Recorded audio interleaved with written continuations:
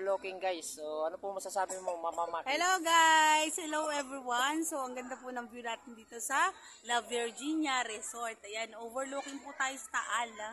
Ayan, so guys, everyone po na gusto po mag-outing, ayan, so recommended po ang ating La Virginia Resort. So ang ganda po rito, maganda po yung swimming nila. So with the nipa hut, the cottage, ang ganda po ng ano nila, ng view. And tingnan nyo po yung side sa kabila.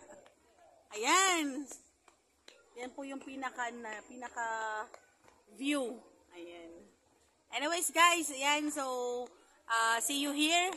Sana makapunta kayo sa La Virginia Resort at masilip nyo ang napakagandang view dito.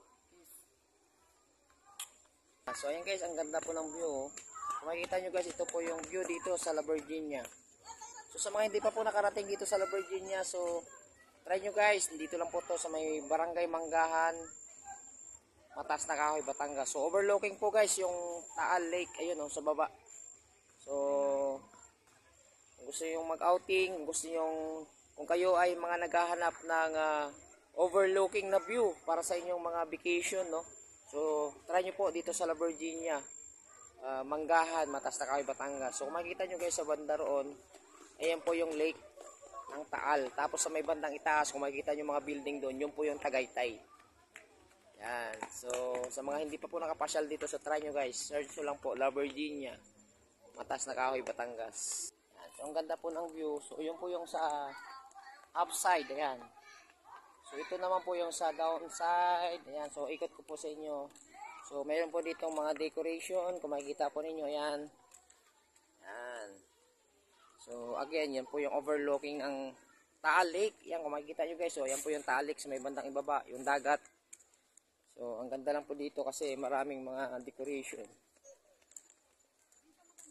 Kung kayo po guys is naghahanap ng isang lugar na gusto niyo magbakasyon, so dito try nyo po tong La Virginia Hotel and Resorts. Dito lang po to sa Mataas na Kahoy, Batangas.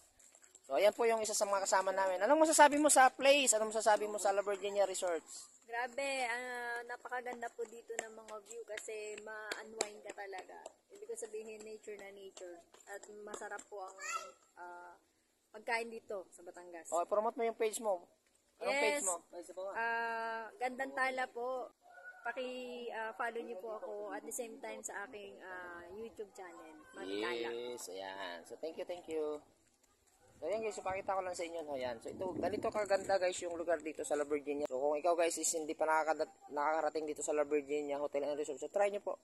Ang ganda po ng view dito. Kung kayo ay gusto nyo magbakasyon, naghahanap kayo ng lugar na hindi nyo alam, so try nyo po dito sa Mataas na Kahoy, Batangas. Yan. So ayun guys, mayroong tatlong girl doon. May nagsiswimming doon, tatlong girl. Yan. So ang ganda dito guys. Yan. Yan, mga katutubo. Yan. So yun yung mga design dito, may mga design ng katutubo. Yan.